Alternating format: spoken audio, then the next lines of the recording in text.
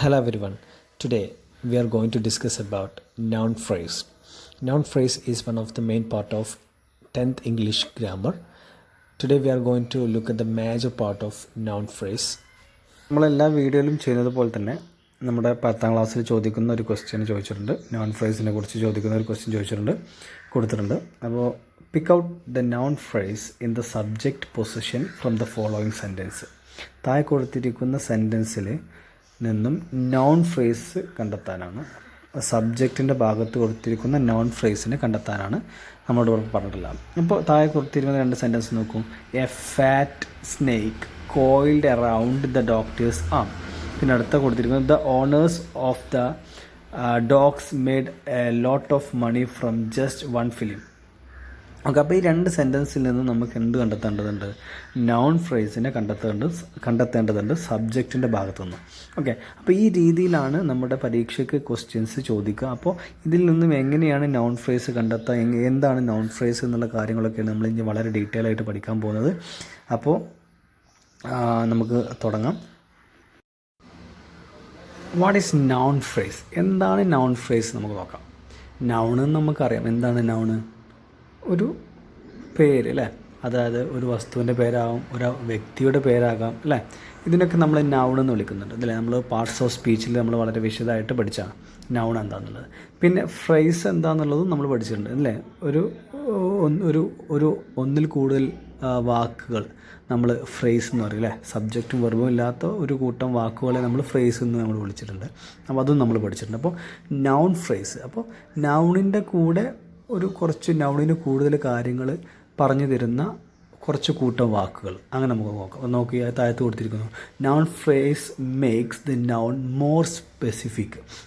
അതായത് നാമത്തിന് കൂടുതൽ കാര്യങ്ങൾ, നാമത്തെക്കുറിച്ച് ഒരു നൗണിനെ കുറിച്ച് കൂടുതൽ കാര്യങ്ങൾ നമുക്ക് എന്ത് പറഞ്ഞു തരുന്നു? നൗൺ ഫ്രേസ് പറഞ്ഞു തരുന്നു. അപ്പോൾ നമുക്ക് ഇനി ഉദാഹരണ സഹിതം നോക്കാം. അപ്പോൾ ഇവിടെ ഒരു നൗൺ ഞാൻ കൊടുത്തിട്ടുണ്ട്, കാർ എന്ന് പറഞ്ഞൊരു നൗൺ ഞാൻ കൊടുത്തിട്ടുണ്ട് അല്ലേ. അപ്പോൾ ഈ കാർ എന്നുള്ള നൗണിനെ കുറിച്ച് നമുക്ക് കൂടുതലൊന്നും അറിയില്ല. ഏത് കാറാണ്, ഏത് തരത്തിലുള്ള കാറാണ്, അതുപോലെ തന്നെ ഏത് കളറിലുള്ളതാണെന്നൊന്നും നമുക്കറിയില്ല അല്ലേ. അപ്പോൾ നമുക്ക് ഇതിനെക്കുറിച്ച് കൂടുതൽ അറിയണമെങ്കിൽ, ഈ കാറിനെ കുറിച്ച് കൂടുതൽ അറിയണമെങ്കിൽ അതിനെക്കുറിച്ച് ഡിസ്ക്രൈബ് ചെയ്യുന്ന എന്തെങ്കിലും കുറച്ച് വാക്കുകൾ അവിടെ കൊടുത്തിരിക്കണം അല്ലേ.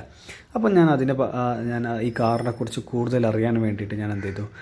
ദ ഗ്രീൻ കാർ എന്ന് കൊടുത്തു. അപ്പോൾ ദ ഗ്രീൻ എന്ന് പറയുന്ന വാക്ക് ഞാനൊരു ഫ്രേസാണ് ഉപയോഗിച്ചത് അല്ലേ, ഒരു കൂട്ടം വാക്കാണ്. അതിനൊരു സബ്ജക്റ്റോ ഇല്ല, വെർബോ ഇല്ല. ദ ഗ്രീൻ എന്ന് പറയുന്ന ഒരു ഫ്രേസ് ഞാൻ കൊടുത്തു. അപ്പോൾ ആ സെൻറ്റൻസ് മൊത്തം വായിച്ചു നോക്കിയാൽ നമുക്ക് കാറിനെ കുറിച്ചൊരു ഏകദേശം ഒരു ധാരണ കിട്ടി.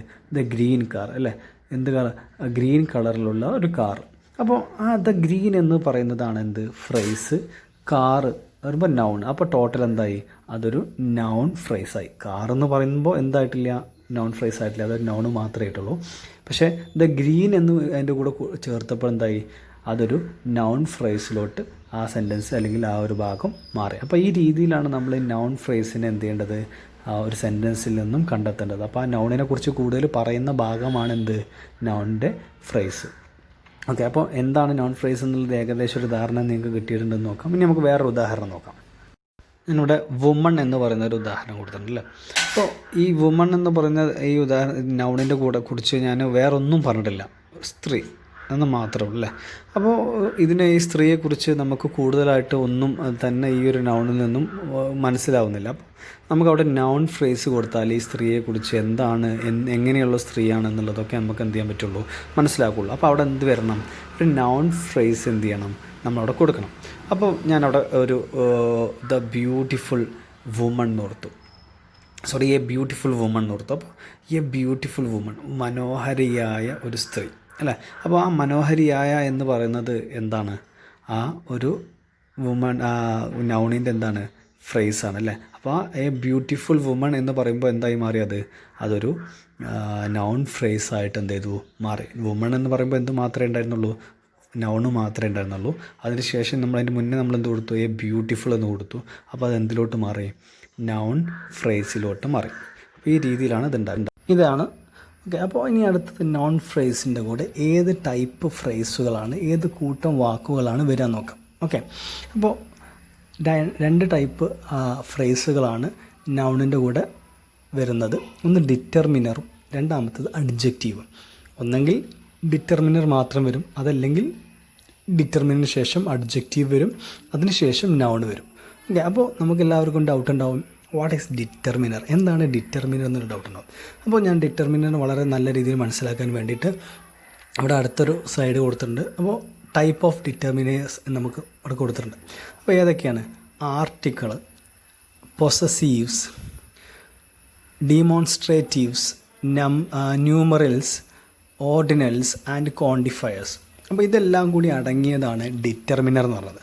അത് ആർട്ടിക്കിൾ എന്ന് പറഞ്ഞാൽ നമുക്കറിയാം എ ആൻഡ് ദ എന്നൊക്കെ പറയുന്നതാണ് ആർട്ടിക്കിൾസ് അല്ലേ. അതിന് പിന്നെ പൊസസീവ് കൊടുത്തിട്ടുണ്ട്, ബാക്കിയുള്ള കൊടുത്തിട്ടുണ്ട്. അപ്പോൾ നമുക്കൊരു ഉദാഹരണത്തിന് നമുക്ക് ഒന്നുകൂടി ബെറ്ററായിട്ട് മനസ്സിലാക്കാൻ വേണ്ടിയിട്ട് ഞാൻ കാർ എന്ന് പറയുന്ന ഒരു നൗൺ എടുക്കാം. ഓക്കെ, കാർ എന്ന് പറയുന്ന ഒരു നൗണിനെ ഞാൻ വീണ്ടും എടുക്കുന്നു. എന്നിട്ട് ഈ പറയുന്ന ഡിറ്റർമിനേഴ്സ് ഞാൻ എന്ത് ചെയ്യുന്നു, യൂസ് ചെയ്യുന്നു. ഇപ്പോൾ ഫോർ എക്സാമ്പിൾ ആർട്ടിക്കിൾസ് എന്ന് ഞാനൊരു എ എന്നെടുക്കുന്നു. അപ്പോൾ നമുക്ക് ഉപയോഗിക്കാം എ കാർ അല്ലേ. അപ്പോൾ എ എന്നുള്ള ആർട്ടിക്കിളും അതുപോലെ തന്നെ കാറും, അതായത് ഒരു ഫ്രേസായി മാറി അല്ലേ. അപ്പോൾ അതുപോലെ തന്നെ അടുത്തത് പോസസീവ് എന്ന് ഞാൻ കൊടുത്തു, മൈ കാർ അല്ലേ. ഡിമോൺസ്ട്രേറ്റീവ്സ് എന്ന് ഞാൻ കൊടുത്തു, ദിസ് കാർ. അതേപോലെ തന്നെ ന്യൂമറൽസ് എന്ന് കൊടുത്തു, വൺ കാർ. ഓർഡിനൽസ് എന്ന് കൊടുത്തു, ഫസ്റ്റ് കാർ. അതുപോലെ തന്നെ ക്വാണ്ടിഫയർ എന്ന് ഞാൻ കൊടുത്തു, അനദർ കാർ. അങ്ങനെ എന്താ പറയുക, ഇതിനൊക്കെ മുന്നേ വരുന്ന ഫ്രേസുകൾ നമ്മൾ എന്ത് ചെയ്യുന്നു, പല തരത്തിലുള്ള ഫ്രേസുകളുണ്ടാവും.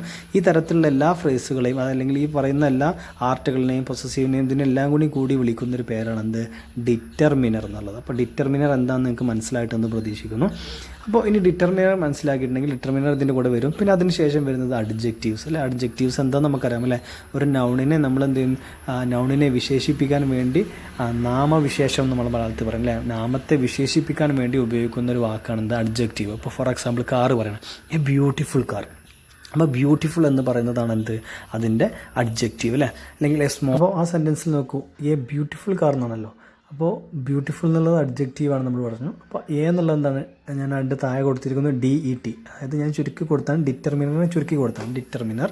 അപ്പോൾ ആ സെൻറ്റൻസിൽ എന്തൊക്കെയുണ്ടെന്ന് നോക്കാം. ബ്യൂട്ടിഫുൾ എന്ന് പറഞ്ഞ അഡ്ജക്റ്റീവ് പ്ലസ് കാർ എന്ന് പറഞ്ഞ നൗൺ അല്ലേ.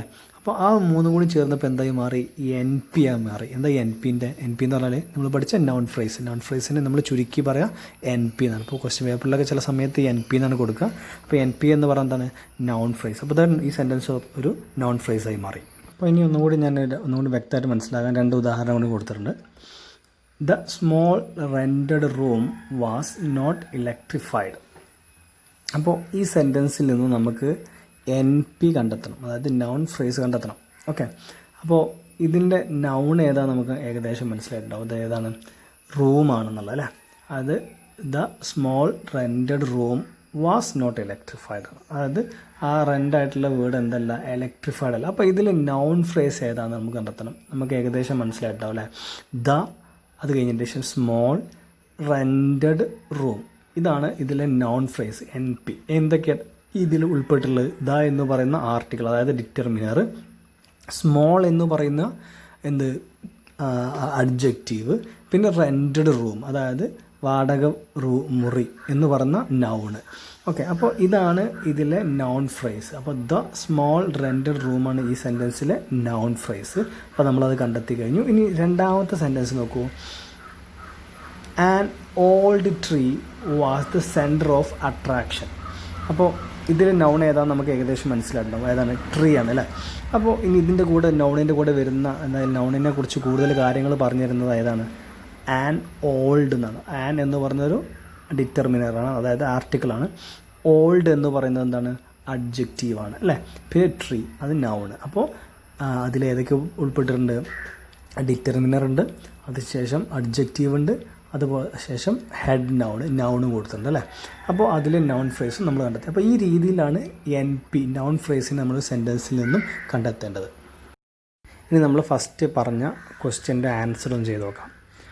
ഈ താഴെ കൊടുത്തിരിക്കുന്ന സെൻറ്റൻസിൽ നിന്നും നൗൺ ഫ്രേസ്, അതായത് NPനെ കണ്ടെത്താനാണ്.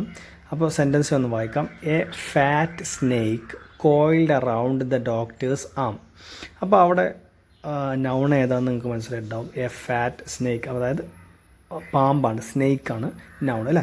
ഇനി ആ നൗണിനെ വിശേഷിപ്പിക്കാൻ വേണ്ടി അതിനെക്കുറിച്ച് ചോദിച്ചിട്ടുള്ള ബാക്കിയുള്ള വാക്കുകൾ ഏതൊക്കെയാണ്? എ എന്ന് പറയുന്ന ആർട്ടിക്കിൾ, അതായത് ഡിറ്റർമിനർ ചോദിച്ചിട്ടുണ്ട്. ഫാറ്റ് എന്ന് പറയുന്ന അഡ്ജക്റ്റീവ് ചോദിച്ചിട്ടുണ്ട്. അതിനുശേഷം സ്നേക്ക് എന്ന് പറയുന്ന നൗൺ. അപ്പോൾ അതിൽ നൗൺ ഫ്രേസ് ഏതാണ്? എ ഫാറ്റ് സ്നേക്ക് എന്നാണ്. ഓക്കെ, ഇനി രണ്ടാമത്തെ സെൻറ്റൻസ് നോക്കൂ. The owners of the dogs made a lot of money from just one film. അപ്പോൾ ഡോഗിൻ്റെ ഓണേഴ്സിൻ്റെ ഒരു ഫിലിമിൽ നിന്ന് തന്നെ ഒരുപാട് പൈസ കിട്ടുന്നുണ്ടെന്നാണ് ഈ ഒരു സെൻറ്റൻസിൻ്റെ അർത്ഥം. അപ്പോൾ അതറിയാം നമുക്ക്. ഓണേഴ്സ് ഓഫ് ദ ഡോഗാണ് ഇതിലെ നൗൺ നമുക്കറിയാം. അതുപോലെ തന്നെ ദ എന്ന് പറയുന്ന ഡിറ്റർമിനർ. അപ്പോൾ ദ പ്ലസ് നൗൺ എന്തായി മാറി? നോൺ ഫ്രേസ് ആയിട്ട് മാറി.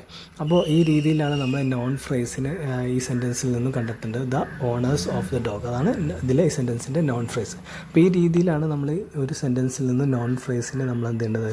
കണ്ടെത്തേണ്ടത്. അപ്പോൾ നിങ്ങൾക്ക് എല്ലാവർക്കും ഈ വീഡിയോ മനസ്സിലായിട്ടുണ്ട് എന്ന് പ്രതീക്ഷിക്കുന്നു.